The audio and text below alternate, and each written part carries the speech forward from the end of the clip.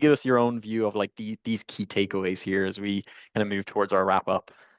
So I think, again, like I mentioned, experiment and then move fast. So that's sort of the systems first piece, like don't wait too long to build the systems. And that's why, working with AirOps and has been a good sort of match for us because we're very workflows focused, we're very systems focused, and making sure that we moved quickly from experimentation to like how we're working in systems to do this so it becomes sort of integrated into the team more quickly. And then we did start with a single use case. Again, like you start with something, experiment, and then sort of accelerate from there. I'm a big fan of focusing on execution and how do we accelerate and double down on the things that are working.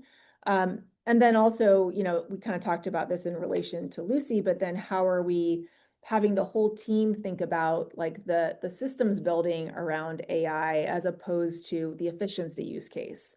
It gets back to this idea of what's leverage versus efficiency. When you're building systems, that's creating leverage. And the idea of clock speed, which is a fantastic term, I think it kind of gives you immediately what the idea is, which is moving fast, essentially. And it's really about not spending too much time, contemplating. I mean, not to say contemplation is bad. And again, like I'm a fan of experimentation, starting small, but then moving fast. But I do think that we're in a period of time where, as CMOs, we have to be the leaders of how we move quickly in this space.